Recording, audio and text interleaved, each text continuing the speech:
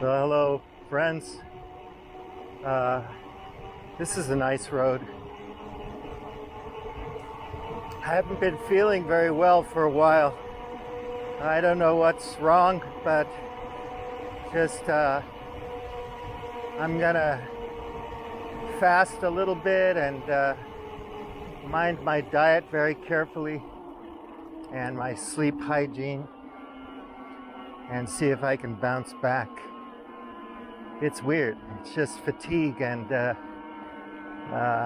it's hard to explain. It's like my internal organs are all screwed up. I feel more inflammation than usual. But hopefully it's just a passing thing. Get out in the sun, love the hot weather, get a little exercise. See what happens. Anyway, I want to shift over after a couple of videos and just talk about what to do and see if I can get something going with collaborators. I got a couple scripts now that I'm ready to move to a new phase of looking for financing and so on. And just kind of launching into the creative projects, full tilt, and maybe I can find some people to support those efforts. So that's going to be where I'm headed in the next week. You look at everything going on like I do. Everyone's an expert in their own little bubble, their own little clique, and everybody has good arguments based on the information fire hose they're sucking on at the moment. They're all really clever, really bright people, young people. There's just so much of it out there. And you look at the shit show or the great game and realize how totally helpless we are. And knowing everything in the world about it and writing a Substack blog. Oh, one thing is like, can't stand the way people like Rachel Maddow look down their noses at people on Substack. A lot of them are very seasoned, well-respected journalists.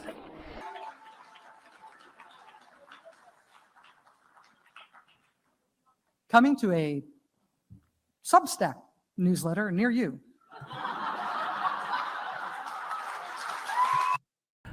Dude, if you don't work for a big multinational corporation and have millions of dollars of salary, then you're just an idiot. You're nothing.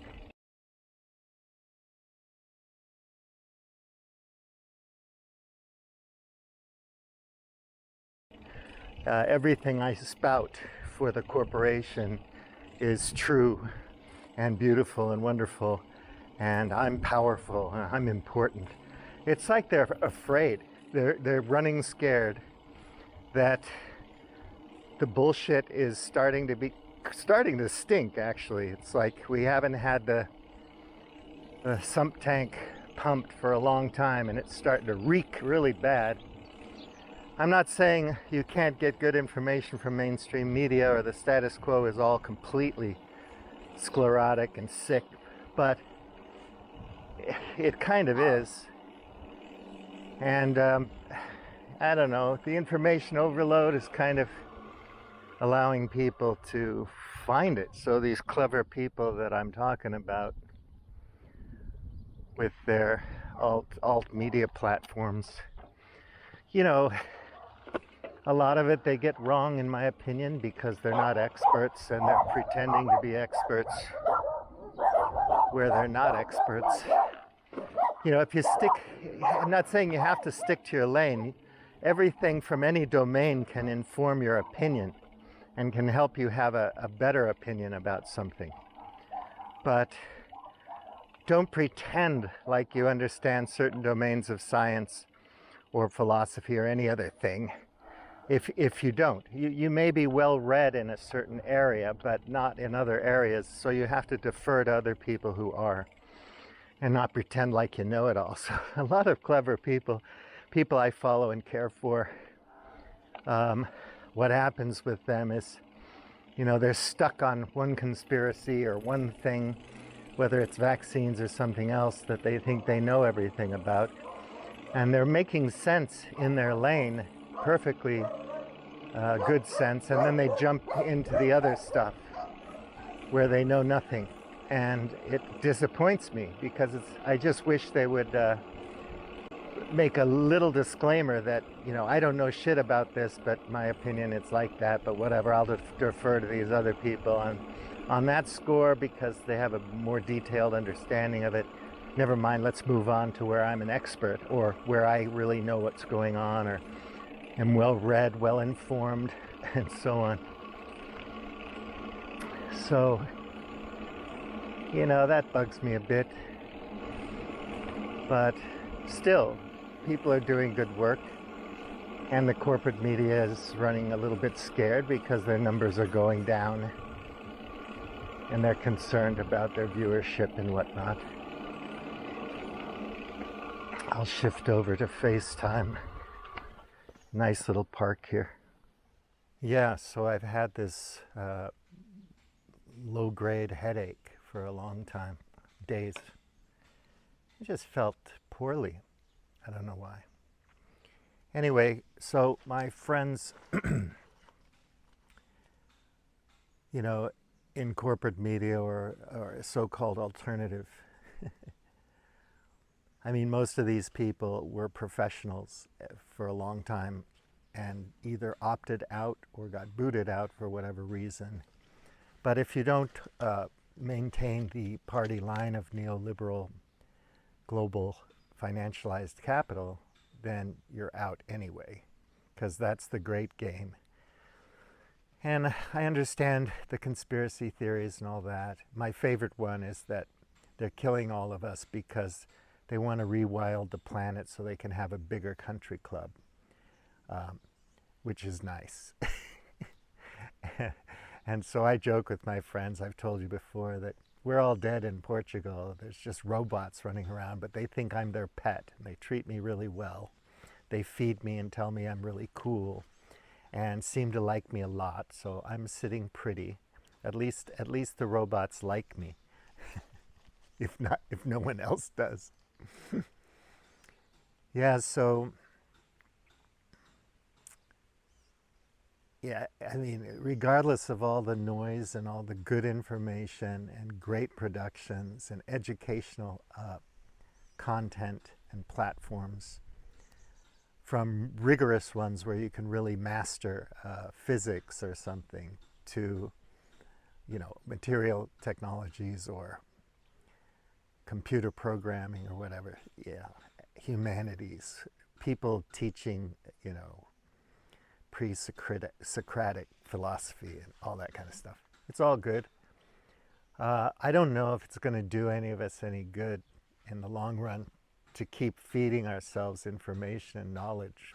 I read a lot, but what good does it do me when, in my opinion, the stressors in the material world are becoming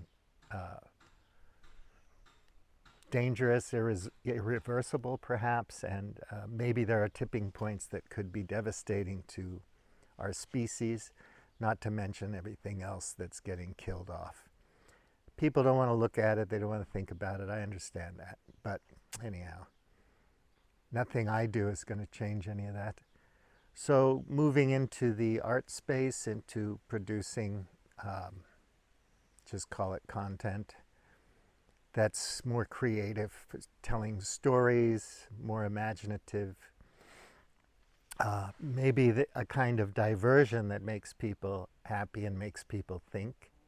So it's not Marvel Comics stuff, it's not computer game grade cinema, IMAX, people shooting everybody, the whole movie, car chases, Fast and Furious 375. uh, but it's something that maybe makes you think or feel something, and is still entertaining or somehow engaging. I watch a lot of old movies and things. Like some of my favorite movies are circa 60s and 70s. That's really the golden age for me. I like the way they did things. It was fun going to movies back then, so there's an element of nostalgia for me, which I appreciate. Um, Still, there are some movies that come out that I enjoy and like, and TV series. It's amazing these days that everything's about gangsters and zombies and sci-fi and Black Mirror and all that kind of stuff. It's kind of an echo of the zeitgeist of people feeling like things aren't quite right, even though we live in a period of material abundance and ubiquitous entertainments and information. And still the world turns on and there's injustice and horror all over the place that we just don't want to look at. And the great game continues unabated. I was watching some old videos. You know, people have been talking about these things forever, for decades. I keep saying that, whether it's Burnham or other people, you know. And we don't seem to learn much from it. I mean, there are little pockets of people, tiny little cliques, a incredible minority of people who think about these things and wonder if something should be done. And people do fight and struggle, but our ability to do that is diminishing day by day. At some point, the system is going to evolve into something that has total control of all of us. I mean, I'm not saying that people were necessarily free under chattel slavery or feudalism. You know, these kinds of other systems in the past were far from wonderful. You know, being a soldier in Wellington's army was probably not the most fun. People struggled through it and survived it. Maybe there were periods where in history where there were kind of a little bit of a golden age. I think we went through one, both in an illusory, diluted fashion and perhaps even in reality. In recent decades after World War II. I mean, yeah, a lot of people got better off and things, life got pretty nice for a long time. But there are breaking points because we live in a material world one way or another. And we're not good stewards. We don't care about permaculture, about maintaining things. I've talked about that too much, so let other people do it who are experts in it. And I'll just curate that from time to time if I feel like it. Maybe I'll have a newsletter instead of the Facebook thing and have that come off of my website. If anyone's interested, maybe they'll subscribe to that. Maybe not. Maybe it's just more bullshit and noise in the world. Another curator, what the world needs. Ooh, yeah. Whee! Yeah, better to focus on the art, but I can't look away. You know, it's slow motion train wreck, and it's just fascinating. I used to set up blocks when I was sick and staying home from school when I was 8 or whatever. And I'd set up a big block structure and I'd put little plastic soldiers on it. And then I'd take this little toy that I had that was like you pulled a zip through it and this wheel would spin really fast. It was really built like a tank, and that thing would fly across the floor and hit the blocks and knock all the blocks down and in a big crash. And then I'd go examine the damage and I'd see what soldiers got killed and who survived and who got crushed by a block. My imagination would go crazy. That was a fun game. I used to do it all the time. But yeah, it's hard to look away if you're like me, because I'm interested in all the mechanisms, you know, operating on all these different levels across all these domains that are contributing to the very rapid rate of everything that's going on. Yeah, is it true it's faster than before, or is it not? It might just, there's got to be some phrase or word on Wikipedia for that. No, it's really not, man. You just think so because of whatever. Yeah, I think a lot of things are happening that we can't keep up with. Yep, that's my opinion. And the information fire hose isn't really helping because we tend to think we know a lot and that what we know is really important. Like, my voice is very important. And if people just listen to me, it's like Guy McPherson, who's a big doomsayer on the climate side. He has some pretty good reasons to be, but anyway, that's my opinion.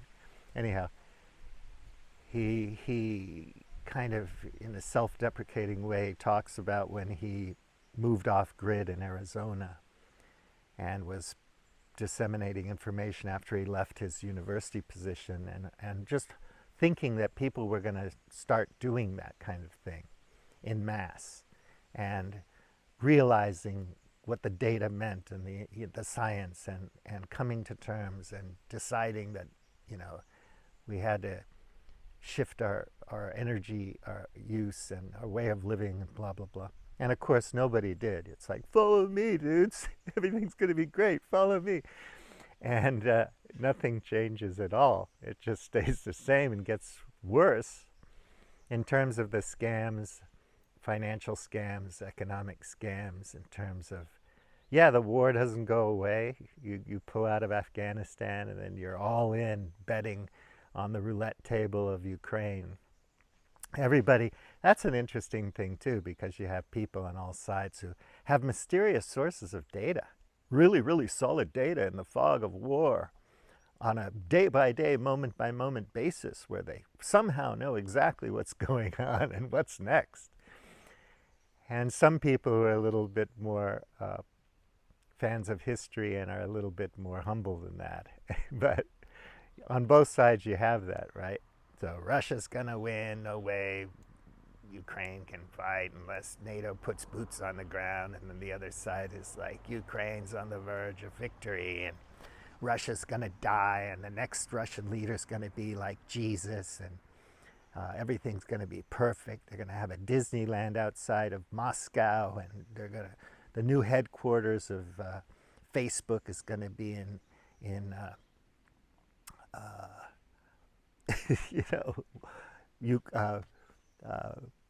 Ukraine somewhere, whatever. After all the hedge funds and the investors and the companies move their headquarters to Ukraine, China's gonna, not China, no. America's gonna build high-speed rail all across Eurasia to compete with the Silk Road Initiative. It'll never happen. Uncle Sam's about profits first on a quarterly, daily basis. Go down in the neighborhood and squeeze people. Tell them they can't make pizzas if they don't give you an extra $20. That's the way it works. And then you convince all the people in the country that it's much more important to get all fired up about woke and some stupid professor who lost his job than dealing with the systemic and structural issues that are crushing you. You can't see that, but you hate the fucking libtards. And you're scared to death of the white Christian right supremacist militias that are coming to get you. And crime, oh my God.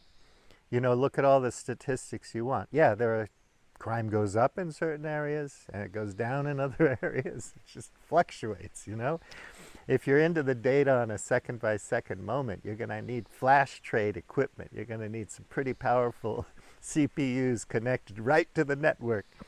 And then you should trade on it because, you'll make money rather than just having an opinion. But prediction markets, yeah, aren't they fun?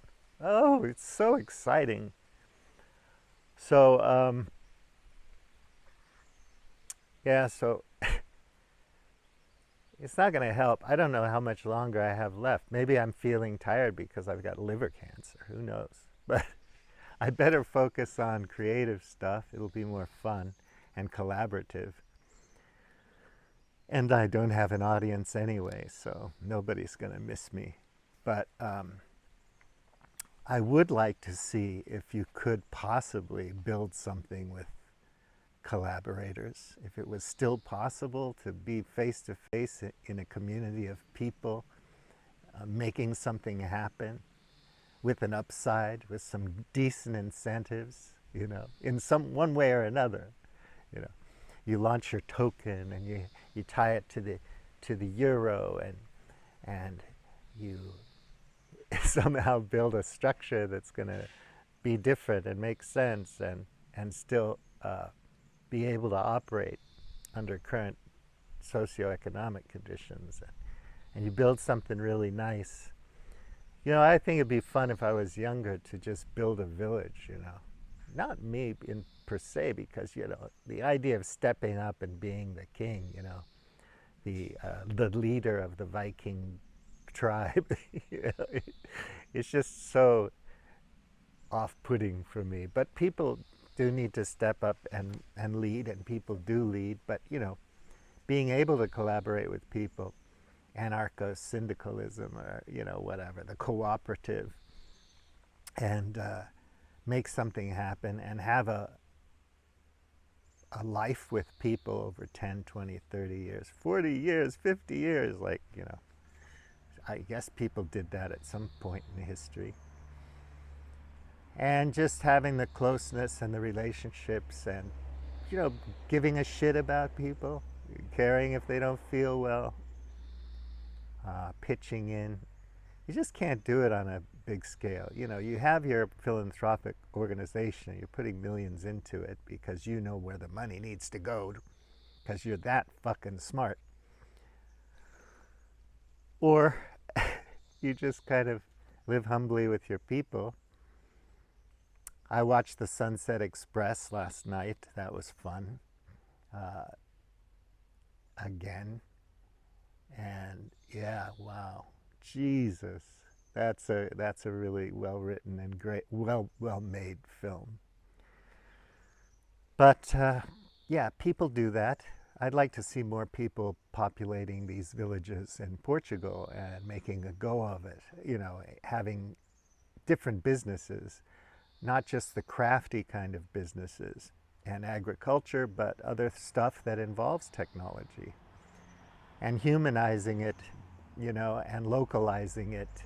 Some things can't be localized easily, like, chip foundries and whatnot.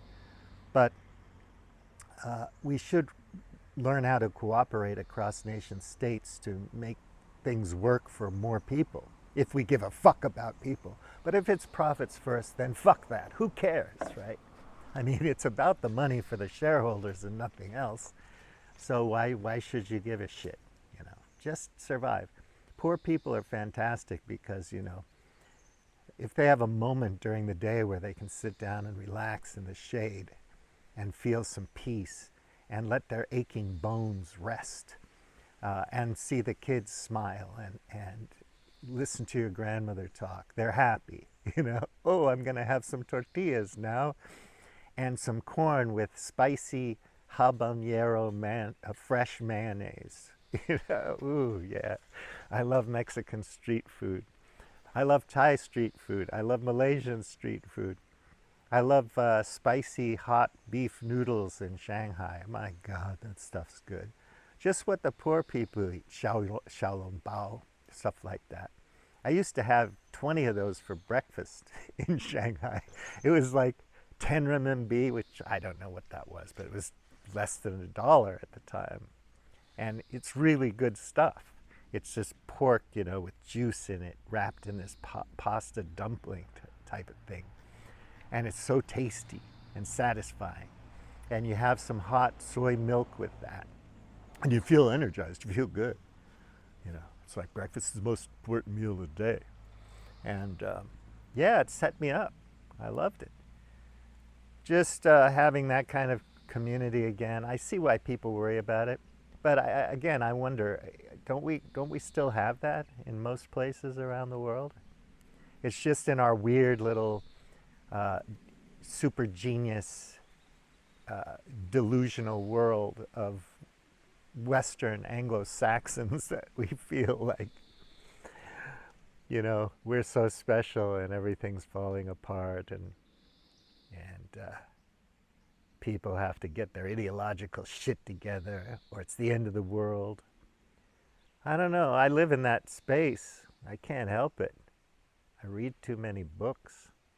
And I love the Nassim Taleb thing, that old books are the good books. And a lot of these books won't be around in 10 years. They're meaningless, fluff, waste of time. And you could read a 100-year-old book over and over again and still get new stuff out of it. So, yeah, Jordan Peterson and Anna Karenina or whatever, Dostoevsky.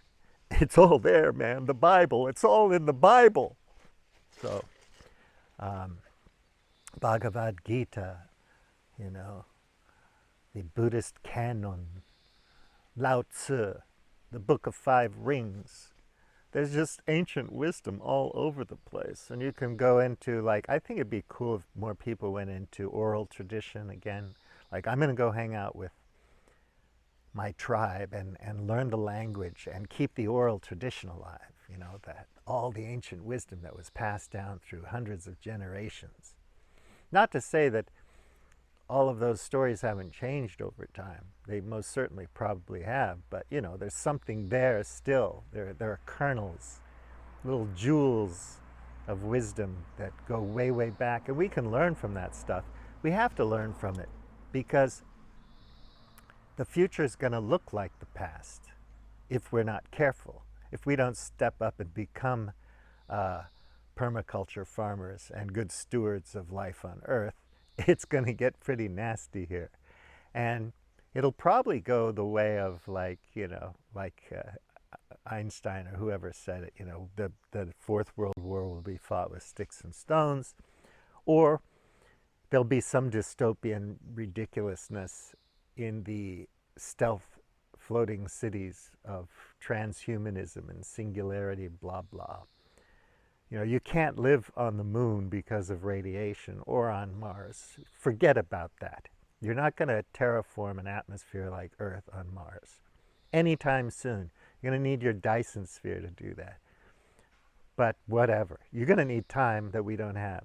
And but the machines could, if the machines can learn how to maintain themselves. You put them on Mars and maybe see what they come up with after 1,000 years of rapidly evolving AI on Mars. Then you'd have your freaking what is it? Your Star Trek. What is it? That system that goes out in the universe. Anyway, you'd have that dystopian thing, the creation of human beings that are now extinct, but it's marauding through the universe, turning everything into paper clips. And God says, thanks a lot, man. I gave you a shot. I gave you paradise. It was called Earth. And you had plenty of time to do all kinds of wonderful things with it. You really could have frolicked around naked and free forever, but you fucked it all up. I'm going to create intelligence, the potential for intelligence and consciousness to evolve, and I'm going to put it in this unique place in the universe that has potential for carbon-based life forms to evolve, and see how that works out. And at some point you're like, okay, didn't work out so good.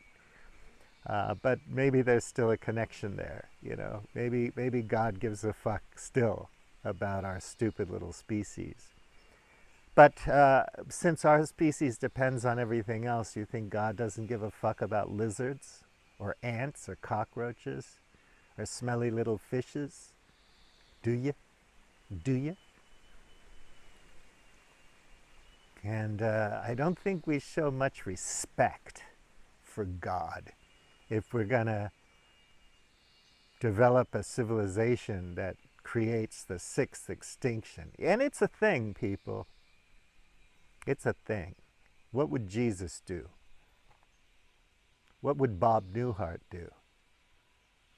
What would Frank Zappa do? Okay. Thank you for listening. William T. out.